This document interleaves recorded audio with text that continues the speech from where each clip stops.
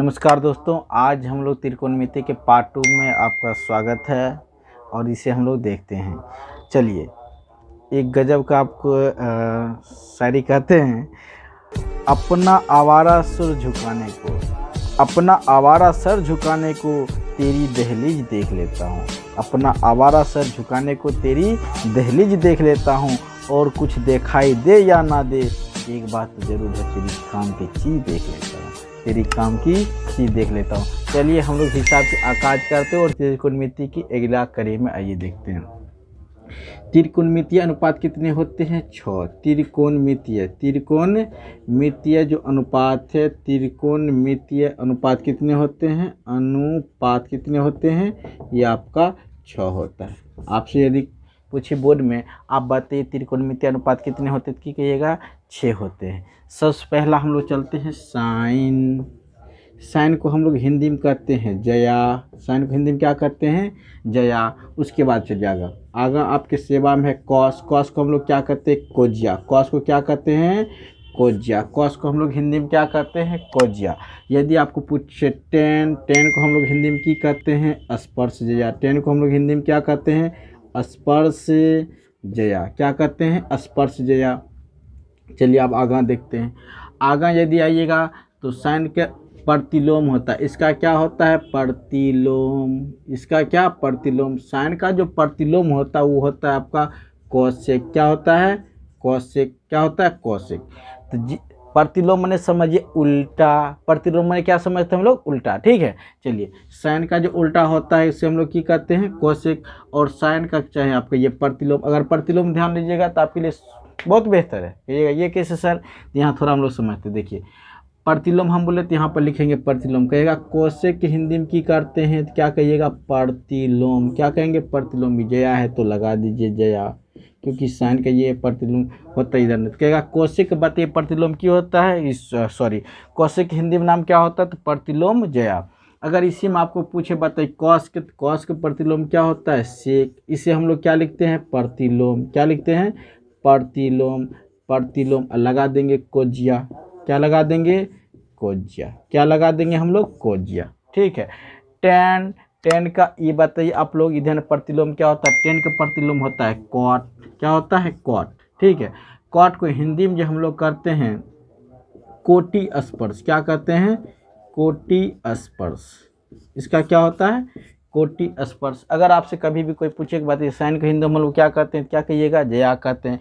Cos को क्या कहते हैं हिंदी में? कोजिया कहते हैं। टेन को की कहते हैं? स्पर्श जया कहते हैं। अगर आपसे पूछे बात कोसेक को हिंदी में क्या कहते हैं? प्रतिलोम जया कहते हैं। सेक को हिंदी में क्या कहते हैं? प्रतिलोम कोजिया कहते हैं। कॉट कहेगा हिंदी में क्या कहते हैं? क्या कहिएगा? कोटि स्पर्श। कोटि स्पर्श। चलिए, अब हम लोग देखते हैं साइन बराबर जो होता है आपका लंब बट्टे कर्ण होता है। साइन बराबर क्या होता है? लंब बट्टे कर्ण। साइन बराबर क्या होता है? लंब बट्टे कर्ण। कॉस बराबर क्या होता है आपका? आधार बट्टे कर्ण। आधार बट्टे कर्ण होता है। कॉस बराबर क्या होता है आपका? आधार बट्टे कर्ण। टेन, टेन बराबर क्या होता है आपका? लंब बट्टे आधार। लंब बट्टे आधार। आप एक बात बताइए, साइन का ये क्या है? प्रतिलोम। तो प्रतिलोम माने होता है उल्टा। इसके जो वैल्यूज है इसे आप पलट दीजिए, आपका मामला यहाँ फिट हो जाएगा। तो कोसेक बराबर क्या हो जाएगा? कर्ण बट्टे क्या हो जाएगा? उलट दीजिए ना, लंब। कहेगा आपसे अगर कोई पूछे कोसेक बराबर क्या होता है तो क्या बताइएगा? कर्ण बट्टे लंब।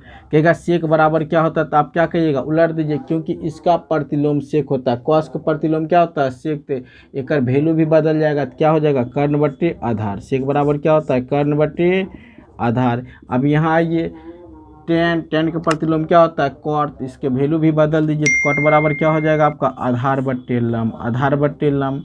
अब चलिए हम उच्चारण लिख देते SIN को हम लोग पढ़ेंगे। क्या पढ़िएगा? क्या यहाँ लिख देते हिंदी में? अगर से हम लोग साइन पढ़ते हैं, इसे क्या पढ़ते हैं हिंदी में? साइन। COS को हम लोग की पढ़ते हैं? कॉस। क्या पढ़ते हैं? कॉस। क्या पढ़ते हैं? COS को हम लोग हिंदी में? कॉस। TAN को हम लोग हिंदी में क्या पढ़ेंगे? टेन। TAN, टेन पढ़ेंगे, उल्टा पुल्टा नहीं पढ़िएगा। उच्चारण लिख देते ताकि यहाँ क्या है आपका? कोसेक। क्या है? कोसेक। कोसेक। कोसेक। कोसेक। इसे क्या पढ़ते हैं? सेक। इसे क्या पढ़ते हैं हम लोग? सेक। इसे क्या पढ़ते हैं? कॉट। क्या पढ़ते हैं? कॉट। ये ध्यान रखिएगा। इन अगर आप पढ़िएगा सिन SIN सिन सिन मैंने तो चोरी करना, चोरा लेना, है ध्यान रहे। इन COT कॉट, कॉट मैंने खटिया, ऐसी कोई बात नहीं। यहाँ कॉट मैंने होता है कोटि स्पर्श। पर ध्यान रखिएगा, हमने आपको सीधे SIN साइन लिखा है, ध्यान रहे। पर वहाँ पर आपका एक न्यूनकोण या हाँ एक न्यूनकोण इसके साथ कोई कोण थीटा या कोई एंगल जरूर जुड़ा हुआ रहता है, ध्यान रखिएगा। ये डायरेक्ट ऐसे नहीं रहता है, ये ऐसे रहने का मतलब हो गया कुवारा है, ध्यान रहे। अब कोई आदमी कुवारा रहता नहीं, ध्यान रहे, जरूर जरूर कहीं न कहीं मुँह मारे हुए रहता है। तो इसके साथ हमेशा मान लेते साइन के साथ क्या लगा रहेगा आपको, थीटा हो सकता है। ये आपका एंगल है, इसे यह क्या कह सकते हैं, कोण कहिए, ठीक है। ये हमेशा ये दोनों कहिएगा सर गुणाम होता है, ये बिल्कुल गुणाम नहीं होता है, ये बिल्कुल गुणाम में नहीं होता है। गुणाम लिखना चाहिए, सोचना भी व्यर्थ है, इधर नहीं, कभी गुणाम नहीं रहता है। फिर कहिएगा ये होता क्या है, फिर होता क्या है। ये जो थीटा होता है ये हमेशा संकेत करता है, क्या करता है, संकेत करेगा, इशारा करेगा, इशारा करेगा, है कि नहीं। ये संकेत करता है कि आपको ये काम करना है, इधर से चलना है, ठीक है, ध्यान दे। जैसे ऐसे मैंने बुला रहा है, ठीक है, ठीक है, ऐसे कर दिया का मतलब फैंटास्टिक्स, बहुत सुंदर, बहुत सुंदर। चलिए हम लोग अब चलते हैं नेक्स्ट।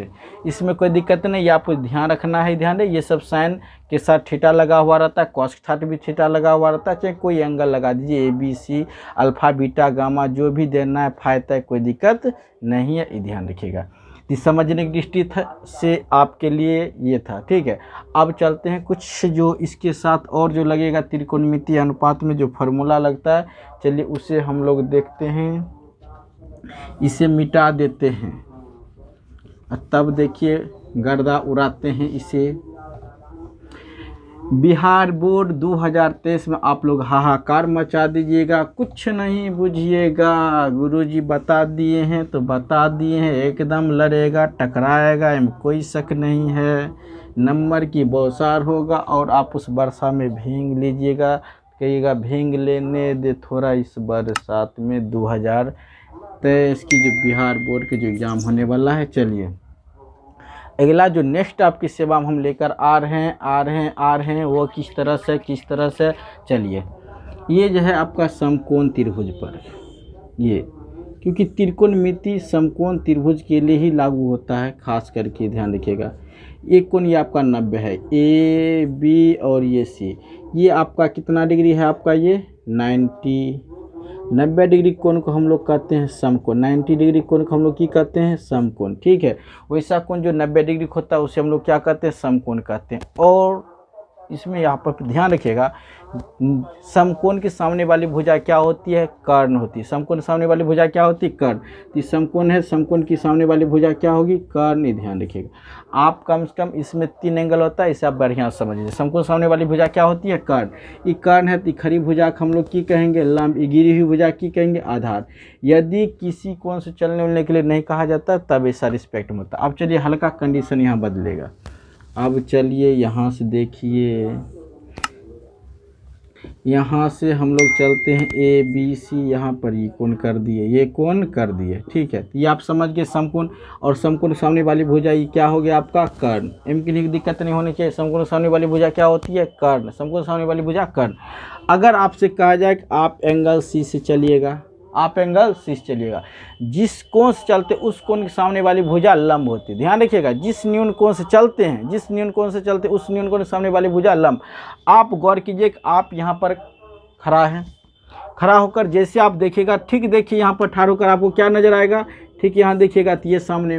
तो जिस न्यून कोण से चलेंगे उस न्यून कोण के सामने वाली भुजा क्या होती है, लंब।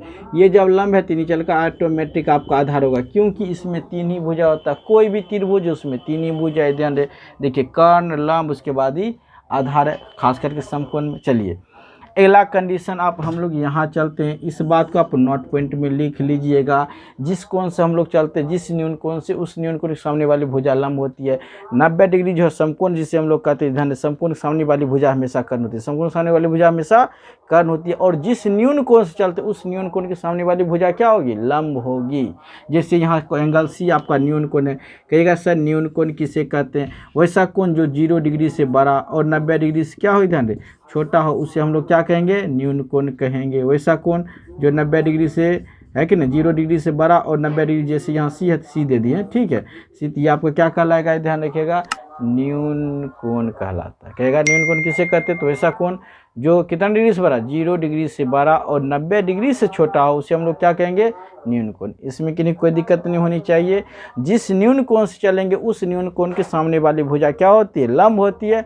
और अगर आपसे पूछा जाए कि समकोण सामने वाली भुजा को हम लोग क्या कहते हैं, कर्ण कहते हैं। समकोण त्रिभुज में सबसे बड़ी भुजा उसकी कर्ण ही होती है, उसकी कर्ण ही उसकी सबसे बड़ी भुजा होती है। ठीक है, अब चलते हैं हम लोग हल्का आगा बढ़ाते हुए चलते हैं। 2023 बिहार बोर्ड को करते हैं क्रैक, एकदम मस्ती में उड़ा देंगे चला, 1 पैसा टेंशन नहीं लेना है। इतना पढ़ा देंगे कि 90 नंबर 100 नंबर आपके लिए खेती बाड़ी हो जाएगा। चलिए थोड़ा समझते हैं यहाँ पर। इसमें हम वही बताएंगे जो बोर्ड बार बार ध्यान दे पूछते रहा है, चलिए वो अलग है, पर इतना बता देंगे कि इस बार आपको बोर्ड में ध्यान दे 100 में 100% उम्मीद रखिए मिल जाएगा। पूरा क्वेश्चन टिली कर जाएगा। केवल बोर्ड मॉडल किधर न लेफ्ट न राइट न आगे न पीछे, ध्यान दे सीधा बोर्ड पर अटैक इस बार करना है। चलिए, यदि आपको ये त्रिभुज बना दिया गया है और यहाँ पर देखिए ये आपका यहाँ पर ये एंगल है, ये आपका क्या है, कोण है। इस कोण आप न्यून कोण चलते, इस न्यून कोण के सामने वाली भुजा ये क्या हो जाएगा आपका लंब। जिस न्यून कोण से चलेगा, आप मान लीजिए यहाँ पर खड़ा है, यहाँ से देखिएगा ठीक सामने दिखाई देगा, तो इस न्यून कोण के सामने वाली भुजा क्या होगी, लंब। ये जो लंब है तो ये आपका ऑटोमेटिक हो जाएगा आधार, ये आपका क्या हो जाएगा, कर्ण। ठीक है, आप कहिएगा सर यहाँ पर कुछ और नज़र आ रहा है, यहाँ कुछ और नज़र आ रहा है, यहाँ तो और कुछ दिखाई दे रहे हैं। चलिए थोड़ा समझते हैं। यहाँ पर किस कोण से चलना इसके बारे में डिफाइन किया है, नहीं किया है, तो आप सीधा समझिए। अगर किसी के बारे में कुछ ना बोला जाए तो समझिए समकोण जो है, समकोण सामने वाली भुजा कर्ण, खड़ी भुजा लंब और गिरी हुई भुजा आपका क्या हो जाएगा, आधार। इतना बात प्रेजेंट ऑफ माइंड में रखिए। चलिए आगा, यदि आपको कोई न्यून कोण के बारे में कह रहा है, संकेत कर रहा है, इशारा कर रहा है कि आपको एंगल सी से चलना है, देन साइन सी, कॉस सी, टेन सी, अगर इसके बारे में कह रहा है एंगल सी के अनुसार चलना है, तब आपको बताते हैं।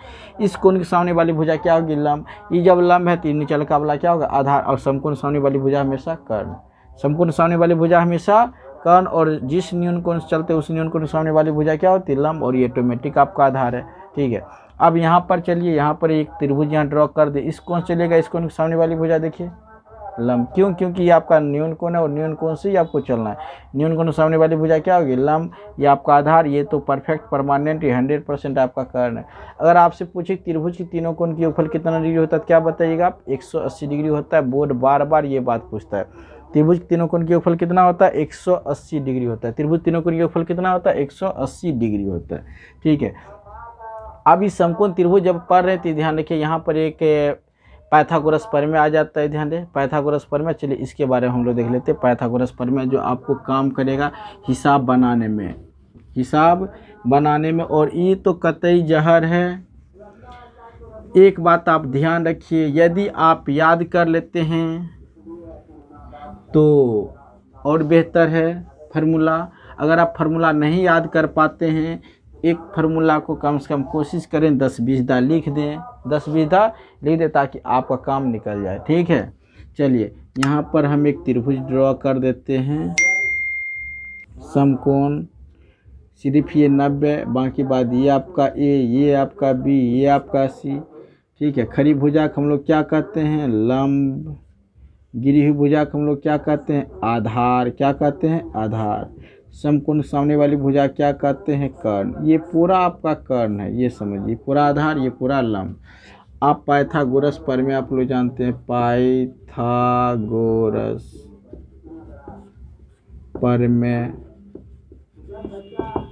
पाइथागोरस प्रमेय ध्यान दे। चलिए, पाइथागोरस प्रमेय कहता है कर्ण स्क्वायर बराबर लंब स्क्वायर प्लस आधार स्क्वायर, ये होता है। इधर जब वर्ग हटाइएगा तो इधर क्या हो जाएगा, वर्गमूल लग जाएगा। कर्ण वर्ग हटाइएगा तो इधर क्या हो जाएगा, वर्गमूल। ये हो जाएगा आपका लंब स्क्वायर प्लस आधार स्क्वायर। ठीक है, अब चलिए इससे एक ये बना है। अब हम लोग लंब को यहाँ रखते हैं, तो लिखेंगे लंब स्क्वायर। क्या लिखेंगे, लंब स्क्वायर बराबर हो जाएगा रूट ना होगा हो गुरुजी, कर्ण प्लस एक आएगा तो माइनस हो जाएगा, कर्ण स्क्वायर माइनस आधार स्क्वायर। ठीक है, यहीं से यही पे एक फॉर्मूला पर पूरा चेंज होते रहे चल जाता है। प्लस इस तरफ आएगा तो माइनस, इधर वर्ग घटाएंगे तो इधर क्या हो जाएगा आपका वर्गमूल, इधर क्या हो जाएगा आपका वर्गमूल, यानी कि लंब बराबर हो जाएगा रूट अंडर कर्ण स्क्वायर माइनस आधार स्क्वायर। 3 नंबर 4 नंबर 5 नंबर, चलिए 5 नंबर, चलिए नीचा लिख देते हैं 5 नंबर। देखिए लंब रोके हैं, अब आधार रखेंगे, प्लस एक कत्ता माइनस आ जाएगा तो यानी कि आधार स्क्वायर। आधार को हम लोग अपने पास यहाँ रखें, प्लस इस तरफ आएगा तो माइनस कर्ण है ना, तो लिखेंगे कर्ण स्क्वायर। क्या लिखेंगे कर्ण स्क्वायर माइनस प्लस एक कत्ता आएगा तो माइनस क्या हो जाएगा लंब स्क्वायर। वर्ग घटाएगा तो इधर क्या हो जाएगा आपका वर्गमूल। आधार बराबर रूट अंडर कर्ण स्क्वायर माइनस लंब स्क्वायर। क्या हो जाएगा कर्ण स्क्वायर माइनस लंब स्क्वायर, रूट में आपका मामला यहाँ फिट है। ये जो फार्मूला है आप याद कर लीजिएगा, ज़्यादा बेहतर रहेगा। क्यों? क्योंकि आप ध्यान रखिए कि खास करके 10वां जो मैथ है, इसे आपको समझने के लिए थोड़ा ध्यान देने की ज़रूरत है। या तो मैथ का पूरा फार्मूला आप याद कर लें, या फिर अगर याद करने की गुण नहीं पाया जाता तो एक फार्मूला कम से कम कोशिश करें 10-20 बार लिख दें, ताकि प्रेजेंट ऑफ माइंड में ये बात आ जाना चाहिए कि कर्ण स्क्वायर बराबर लंब स्क्वायर प्लस आधार स्क्वायर होता है, साइन थीटा बराबर लंब बटे कर्ण, कॉस थीटा बराबर आधार बटे कर्ण। इस तरह से ये चलते रहता है। ठीक है, ध्यान दें, चलते हैं।